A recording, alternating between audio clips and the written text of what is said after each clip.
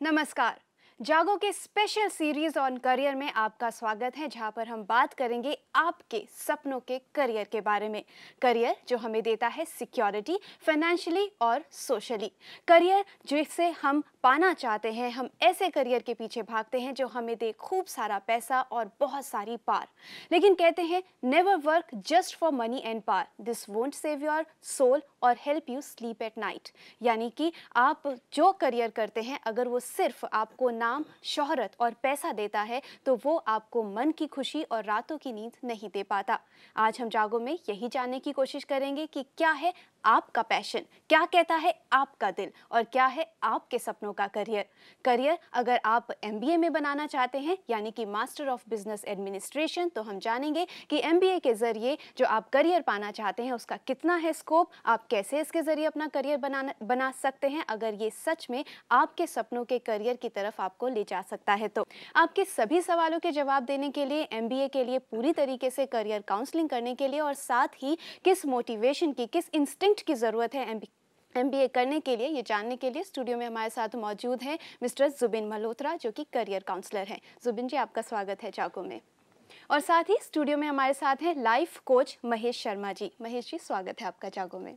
महेश जी से हम ये जानने की कोशिश करेंगे कि कैसे आप अपने दिल की आवाज़ सुन सकते हैं, अपने पैशन को जान सकते हैं, जिससे कि आपका पैशन ना टूटे अगर आप एमबीए करना चाहते हैं, और साथ ही आपका कोई सपना भी आपसे ना छूट पाए।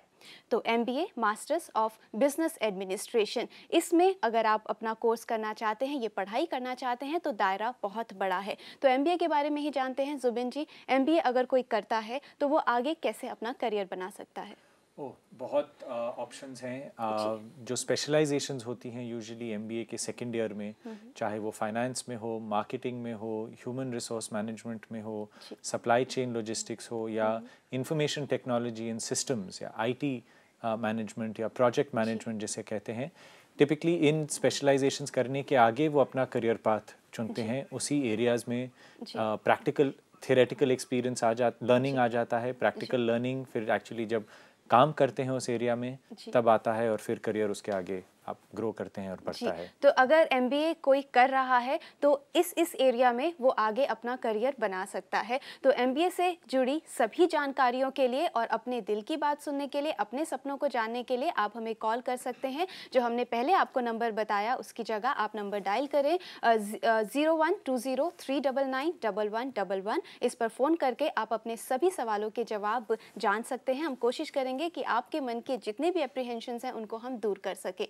यहाँ पर महेश जी, जैसे कि हमने कहा, सपनों का करियर होना चाहिए, दिल की बात होना चाहिए, तभी आपको पूरी सेटिस्फेक्शन मिलती है। तो एमबीए कोई करता है तो क्या ज़रूरत है एमबीए करने की, जब आपको ऐसा खुद से फील होता है, और क्या रीज़न होना चाहिए?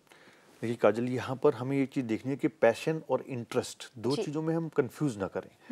पैशन का मतलब है हमारे अंदर ऐसी क्या चीज़ है जिसको हम चाहते हैं, एज अ आप ये कह सकते हैं उसको कि एक इंस्टिंक्ट है हमारे अंदर, एक वॉइस है जिसको हम पूरा करना चाहते हैं।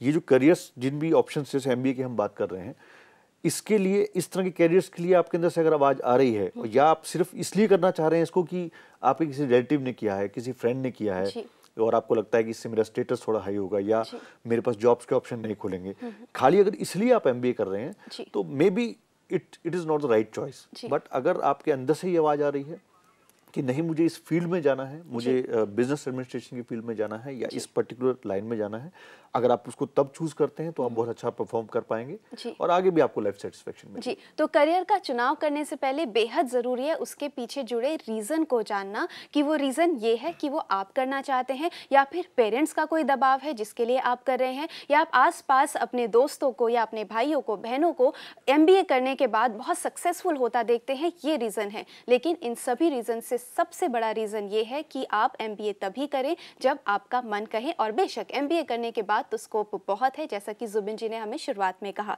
हमारे साथ जुड़े हैं प्रताप ग्वालियर से। प्रताप जी, अपना सवाल पूछिए। हेलो जी मैम, मैं ये जानना चाह रहा था, मेरा एमबीए फाइनेंस से किया है। हेलो जी, तो एमबीए मेरा फाइनेंस से है और मैं आगे फाइनेंस, व्हीकल फाइनेंस में जाना चाहता हूँ, हायर परचेज और लाइन में। तो इसमें क्या स्कोप और कैसे जा सकते हैं? जी बेशक। एमबीए अगर फाइनेंस में क्या तो है? लीजिंग एरिया में जाना चाहते हैं, जो ब्रॉड एक सेट होगा फाइनेंशियल सर्विसेज के एरिया में। काफ़ी होती हैं, चाहे ये कमर्शियल व्हीकल्स के लिए हो या पर्सनल यूज़ व्हीकल्स होते हैं या ट्रांसपोर्ट व्हीकल्स, टैक्सीज़ वगैरह, इनमें बहुत ये एरिया में आते हैं। बेटर रहेगा कि अगर आप एमबीए कंप्लीट करके कुछ साल या 1-2 साल एटलीस्ट कोई बैंक या इस्टेब्लिश्ड फाइनेंस लीजिंग कंपनी में जाके काम करें, वहाँ के सीखें, और फिर अगर अपना खुद ये सेटअप करना चाहते हैं, ये बिजनेस या सर्विस, तभी उसमें जाएं। पहले सीखें कि क्या है रियलिटी, मार्केट कैसे चलती है, और अपना खुद बिजनेस करने के लिए आपको एडमिनिस्ट्रेशन, अकाउंटिंग, वो सब चीज़ों पे भी ध्यान रखना है कि कैसे लोगों से काम निकलवाना, उनको मैनेज करना।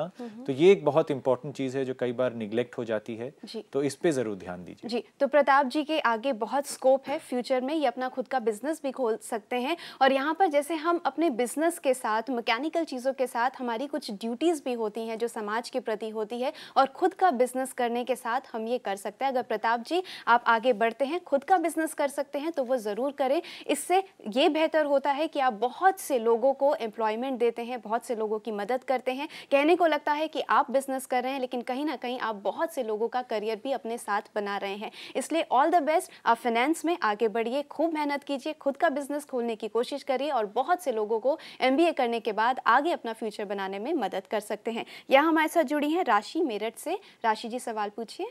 हाँ जी, नमस्कार जी। नमस्ते। मुझे अपनी बेटी के बारे में पूछना है। उसने अभी कंप्यूटर साइंस फाइनल ईयर के एग्जाम्स दिए हैं।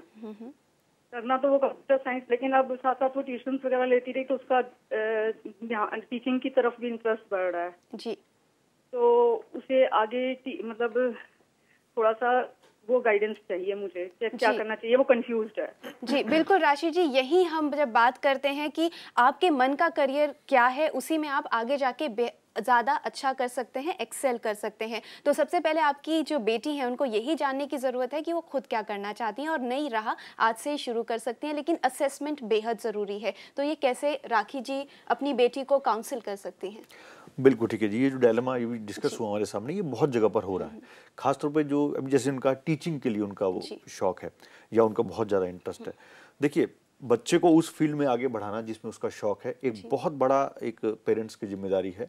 लेकिन कई बार क्या होता है कि हम इंटरेस्ट और, जैसे मैंने पहले भी कहा, इंटरेस्ट और पैशन को मिसमैच कंफ्यूजन आ जाती है। यहाँ पर अगर उनका टीचिंग के लिए झुकाव जा रहा है और वो कह रहे हैं कि एमबीए की तरफ, या उनका इस कंप्यूटर साइंस का इन्होंने कोर्स भी किया कुछ वक्त, कोर्स भी किया है और अब झुकाव वहां जा रहा है, तो उनको टीचिंग की तरफ बढ़ावा दे, क्योंकि बहुत अच्छा फील्ड है, बहुत पेबल फील्ड है। लेकिन टीचिंग के अंदर क्या क्या चीजें हैं और किस किस तरह से इसमें इनकम जनरेट होती है, उसके निटी-ग्रिटीज में जरूर जाएं। उसी के बाद हम डिसाइड कर पाएंगे कि आखिर ये मेरा पैशन है या सिर्फ एक मुझे लगता है कि टीचिंग में लोग इतना कमाते हैं तो हम उसमें एंटर कर जाएं। जी। तो एक बार पहले उन निटी-ग्रिटीज की बात करें, अपनी बेटी के साथ बैठें, उनसे पूछें कि वो टीचिंग में क्यों जाना चाहती हैं, क्या रीजन है, क्या उनको पढ़ाने में बहुत अच्छा लगता है, क्या लोगों के सामने उनको एक्सप्लेन करना अच्छा लगता है, मतलब ये उनकी क्या यही नैक है उनका, और अगर ये नैक है तो उनको पूरी तरह से उस दिशा में हेल्प करें। निटी-ग्रिटीज के लिए नेट है, वहां से ढूंढें, और टीचिंग के अंदर क्या क्या ऑप्शंस अवेलेबल हैं, इसके अंदर गहराई में जाएं। जी, जैसा कि इन्होंने कंप्यूटर साइंस भी किया, तो कंप्यूटर साइंस में ही आगे पढ़ाई के बाद ये टीचिंग कर सकती हैं। ये भी एक ऑल्टरनेटिव कोर्स के जरिए के तरीके से वो ले सकती हैं। और साथ ही राखी जी, हम ये भी कहेंगे कि जैसे आप अपने बेटी की सुन पाती हैं, उसको समझ पाती हैं कि वो क्या कोर्स कर रही हैं, लेकिन करना क्या चाहती हैं, ये विजडम रखना, ये समझ पाना बेहद ज़रूरी होता है हर पेरेंट्स के लिए, जिससे कि उनका बच्चा मेहनत करे और वो मेहनत आगे रंग लाए और वो सक्सेसफुल बने। तो और क्या क्या करियर आप बना सकते हैं आगे एमबीए में, क्या है इससे रिलेटेड सभी जानकारियां, और साथ ही कैसे अपने मन की आवाज़ आप सुन सकते हैं,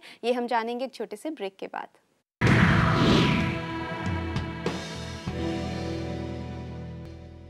करियर वही चुने जो दिल कहे। आप जानते हैं, मेरी माँ हमेशा ये कहा करती थी कि करियर वही चुनो जो आपके मन को पसंद हो। ऐसा करने से आपको अपनी ज़िंदगी में एक भी दिन काम नहीं करना पड़ेगा। इसलिए यही मैंने चुना, अपना करियर चुना, और आज के दिन में मुझे लगता है कि मैं एक भी दिन काम नहीं करती, सिर्फ अपने सपने को जीती हूँ। इसलिए ज़रूरी है कि आप भी वही करियर बनाएं जो आपका दिल कहता है कि MBA करना है, बिजनेस खोलना है, तो MBA में बहुत मेहनत से काम करें, बिजनेस खोलें और दिल की खुशी के साथ काम करें। लेकिन लगता है MBA कर रहे हैं, लेकिन फिर भी कहीं ना कहीं दिल कुछ और कहता है। तो दिल क्या कहता है, उसकी आवाज़ सुने। और वो आप कैसे कर सकते हैं, इसके लिए आप हमें कॉल कर सकते हैं 0120399111 पर। यहाँ हमारे साथ जुड़े हैं याकिब गुजरात से। याकिब जी, सवाल पूछिए।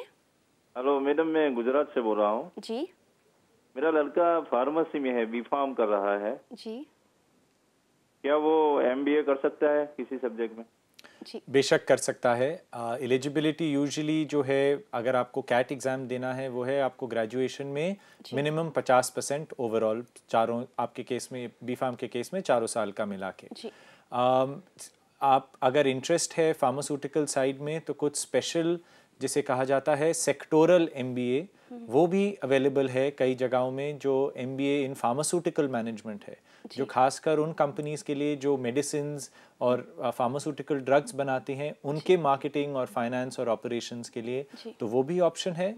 और जो एक जनरल MBA है, वो भी इनके लिए खुला है। जी, तो ये एक एडिशनल उनको क्वालिफिकेशन उनके साथ जुड़ जाएगी, जो उनके करियर को आगे ले जाने में उनकी मदद करेगी। लेकिन साथ ही याकिब जी, जैसा कि हमने कहा कि पेरेंट्स को वही करना चाहिए जो उनके बच्चे चाहते हैं। ये बहुत अच्छी बात है कि आपका बच्चा जो जिस फील्ड में जाना चाहता है, उसमें वो कैसे एक्सेल करे, आप उसमें आगे उनकी मदद करना चाहते हैं। तो बेहद ज़रूरी है कि मन की बात सुनकर उसमें एडिशनल आप कोर्सेज ज़रूर करिए, जिससे आप अपने करियर में एक्सेल कर पाए। यहाँ जुड़िए हमारे साथ प्रीति रायपुर से। प्रीति जी, सवाल पूछिए।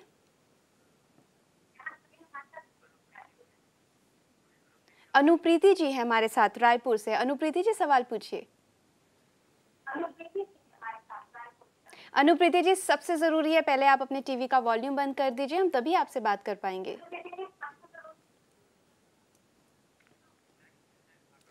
अनुप्रीति जी, आप नेक्स्ट टाइम हमें कॉल करें, लेकिन टीवी का वॉल्यूम बिल्कुल बंद कर दे। अब दूसरे कॉलर है हमारे साथ, सवाल पूछिए। आकांक्षा जी है हमारे साथ। जी, कहिए। हाँ जी जी। मेरा क्वेश्चन है कि मैं लखनऊ यूनिवर्सिटी से MBA कर रही हूँ मैनेजमेंट साइंस में। और मेरा ये क्वेश्चन है कि क्या मैं फाइनेंस में या और किसी उसमें फील्ड में जा सकती हूँ? I am doing my MBA from management science from Lucknow university. जी, क्या स्कोप है इनका आगे के लिए? आप जा सकती हैं, डिपेंड करता है कि इनके प्रोग्राम में, क्योंकि कह रही हैं ये मास्टर्स शायद इन मैनेजमेंट साइंस कर रही हैं, नॉट एन आउट MBA, अगर मैंने सही समझा है। तो क्या वेदर कि क्या फाइनेंस का स्पेशलाइजेशन इनको ऑफर किया जा रहा है कि नहीं। अगर नहीं भी होता है तो ज़रूर जा सकती हैं। कोर्सेज हैं जैसे CFA कोर्स है, CFP का कोर्स है, जो आप सेल्फ स्टडी मोड के द्वारा कर सकते हैं। ग्रेजुएशन होना इसके लिए मिनिमम रिक्वायरमेंट है, और जो आपने अभी तक MBA में पढ़ा है वो इसके एडिशन में ऐड ऑन करके आप फाइनेंस के एरिया में जा सकते हैं, यदि आपके कोर्स में फाइनेंस स्पेशलाइजेशन ऑलरेडी नहीं है तो। जी, तो इस क्लैरिटी के साथ ये आगे बढ़ सकती हैं। लेकिन महेश जी, जैसे कि कहीं कहीं कन्फ्यूजन आ जाती है, आकांक्षा जी को भी आई, कि करियर ही जो चुना है, पता है कि यही करियर करना है, पर कन्फ्यूजन होते हैं, या कभी कभी पढ़ाई इतनी मुश्किल होती है कि आप डिमोटिवेट हो जाते हैं। तो कोई भी करियर का चुनाव करते वक्त तो आपके अंदर बहुत एक्साइटमेंट होती है, अगर इसके दौरान आपका मोटिवेशन नीचे होने लग जाए, लो सेल्फ एस्टीम होने लग जाए, तो उसको आप कैसे बनाए रखें? देखिए, काफ़ी बार होता है कि जब हम शुरुआत करते हैं तो बहुत एक्साइटेड होते हैं, और ख़ास तौर पे इस सिर्फ पढ़ाई के अंदर नहीं, बहुत जगह पे ऐसा होता है। और जिस स्टेज की हम बात कर रहे हैं, जहाँ पर चूज़ करना है कैरियर, उस स्टेज पर खुद का डिसीजन ले पाना बहुत मुश्किल होता है। हम पैशन की यहाँ बात कर रहे हैं, तो पैशन को ढूंढ पाना ही मुश्किल होता है, पहली बात। तो अगर हमने कैरियर चुन लिया है, तो यहाँ पर हम एक बात कहते हैं कि या तो आप उस चीज़ से प्यार करें जिसे आप करते हैं, या वो चीज़ करें जिसे आप प्यार करते हैं। तो अगर आपने चुन लिया है वो कैरियर, तो उसके बारे में अपनी अवेयरनेस को बढ़ाएं। उसके कई बार क्या होता है, जब हम जैसे 4 साल का कोर्स है या 3 साल का कोर्स है, तो हम उस दौरान डिमोटिवेट होते हैं, क्योंकि बहुत लंबा पीरियड है। लेकिन अपने आप को अवेयर रखें कि आखिर इसके बाद मुझे क्या करना है। कई लोग उसके बाद जॉब ट्राई करते हैं, कई लोग बिजनेस ट्राई करते हैं। वहां पर उनको अपना नेक क्लियर करना है कि मुझे इसके बाद जॉब करनी है या मुझे इसके बाद बिजनेस करना है।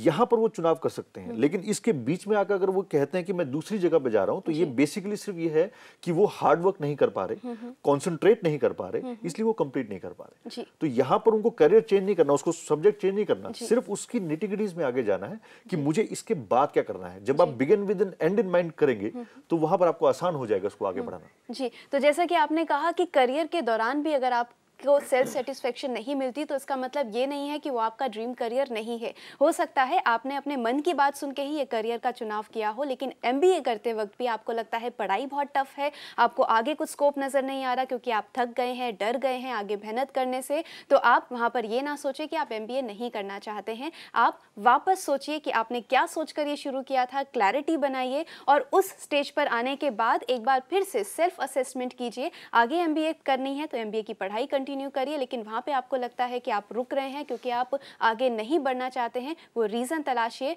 और वही करियर चुनिए जो आप करना चाहते हैं। यहाँ वक्त हो चला है एक और छोटे से ब्रेक का।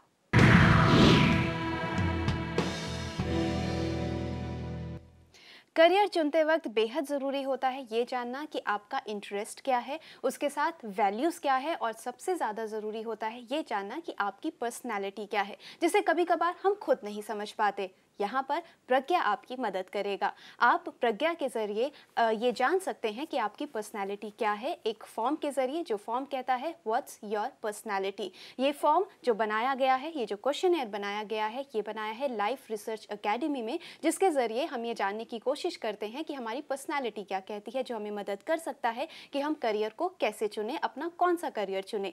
इस फॉर्म को, इस क्वेश्चनर को आप डाउनलोड कर सकते हैं हमारी वेबसाइट के ज़रिए। आप www.pragyaTV.com के होम पेज पर इस क्वेश्चनर को पा सकते हैं। आप इसको डाउनलोड कीजिए, इसको भरिए और इसे कुरियर के ज़रिए या फिर फीडबैक के ज़रिए आप हमें वापस भेज सकते हैं। इसे असेस करने के बाद हम ये जानने की कोशिश करेंगे, हम ये बताने की कोशिश करेंगे कि आपकी शख्सियत क्या कहती है, जो शायद आपको मदद कर पाए आपके मन के करियर का चुनाव करने में, जिससे कि आप चूज़ कर सके जिसको आप प्यार करते हैं, जिस करियर को प्यार कर सकते हैं और आगे जाके अपने उसी प्यार को अपना करियर बना सकते हैं। यहाँ पर हमारे साथ हैं मीना जी पंजाब से। मीना जी अपना सवाल पूछिए। हाँ जी, नमस्कार मैडम। नमस्कार। हाँ जी मैडम जी, हमारी ना मेरी बेटी है, उसने बीबीए किया है इसी साल में जी। हाँ जी, उसने कोई 45 और 48 के करीब है परसेंटेज।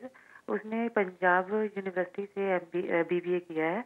वो आगे जानना चाहती है कि मैं पंजाब यूनिवर्सिटी से ही एमबीए करूं या मैं पीटीयू के अंडर करूं, इसकी वैल्यू जानना चाहती है। और वो कंफ्यूजन में है कि मैं आगे एमबीए किस में करूं, फाइनेंस में करूं कि मार्केटिंग में करूं। और वो जो भी करना चाहती है वो मतलब थोड़ी सी दिमाग से वीक है, पर कर रही है, पढ़ रही है, अपना बिल्कुल सही चल रही है। उसी के बारे में आपसे पूछना चाहती है। आप थोड़ा डिटेल से हमें ध्यान से बताना, क्योंकि मेरी बेटी बड़ी कमज़ोर है दिमाग की, पर पढ़ जरूर रही है। जी मीना जी, यहाँ पर तो वो पहले ही ये कोर्स कर रही हैं, पढ़ाई कर रही हैं, तो हम तो ये नहीं मान सकते कि वो दिमाग से कमज़ोर हैं। ये शब्द, ये धारणा सबसे पहले आप अपनी बेटी के लिए मन से निकाल दीजिए। वो ज़रूर जो पढ़ाई कर रही हैं उसमें एक्सेल ज़रूर करेंगी। क्या है उनके लिए स्कोप? देखिए, अगर 50% से कम है तो कैट एग्ज़ाम के लिए तो एलिजिबल नहीं है।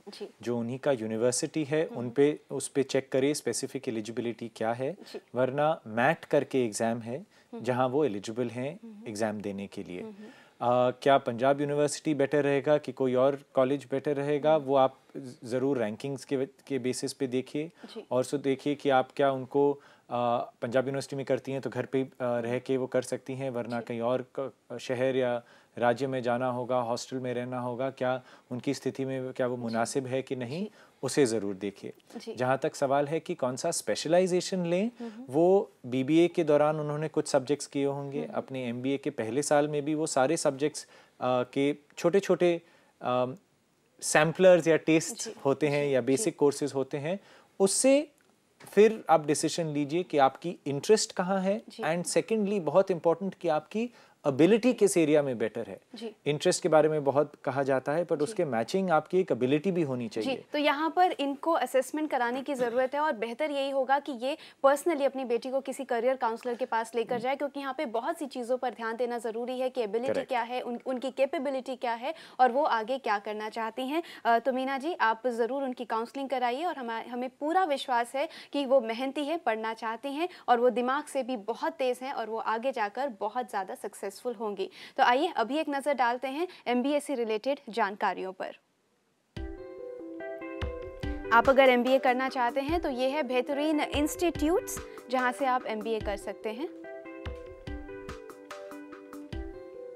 उसके साथ ही MBA में एडमिशन क्राइटेरिया क्या है उसका भी आपको ध्यान देना बेहद ज़रूरी है। साथ ही MBA में एलिजिबिलिटी जो होती है उसका भी आप ध्यान रखें। तो MBA के बारे में जैसे कि हमने जाना कि बेसिक ये ज़रूरत होती है करने के लिए, और हर जो स्टूडेंट होता है उसको लगता है कि MBA करो, स्पेशलाइजेशन करो और आगे बढ़ जाओ। लेकिन ये कहीं ना कहीं ऐसा होता है कि इतने सारा स्टूडेंट्स पे जो कहीं दबाव होता है कि जैसा कि हमने शुरू में कहा कि रीज़न कभी होता है कि पेरेंट्स दबाव डालते हैं या आसपास जो दोस्त होते हैं वो MBA कर रहे हैं इसलिए बच्चा करना चाहता है। लेकिन इन दबाव के बीच में भी, या फिर आप जब खुद ड्राइव हो जाते हैं वो सब देखकर, इतनी शोहरत देखकर, पैसा देखकर, लेकिन उसके बाद भी अपने दिल की सुन पाना वो कितना मुश्किल होता है और वो कैसे कर सकते हैं? देखिए, बहुत ज़रूरी है ये करना, क्योंकि ये पूरा जो करियर है ये हमारा पूरा लाइफ को आगे ड्राइव करता है। वैसे हम करियर के बहुत पड़ाव पे जाते हैं, लेकिन ये शुरुआत है। यहाँ पर पेरेंट्स का बहुत बड़ा रोल है, क्योंकि उस टाइम पर बच्चा इस कंडीशन में होता है कि वो तो या तो पीयर प्रेशर से प्रभावित होता है या अपने पेरेंट्स की वजह से होता है।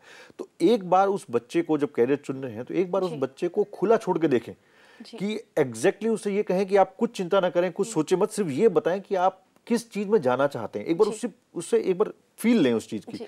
जब वो फील सामने आ जाए फिर पेरेंट्स ये फील कर सकते हैं कि आखिर ये बच्चे ने ये जो बोला, जो उसके मुंह से निकला, आखिर ये क्यों बोला उसने, क्या इसका नैक है। फॉर एग्जांपल जैसे प्लेइंग के अंदर होता है, कुछ बच्चे जब पढ़ भी रहे हैं लेकिन उनका दिमाग चेस के अंदर है, उनका दिमाग क्रिकेट के अंदर है, तो क्या वो क्रिकेट में कैरियर बना सकते हैं अपना?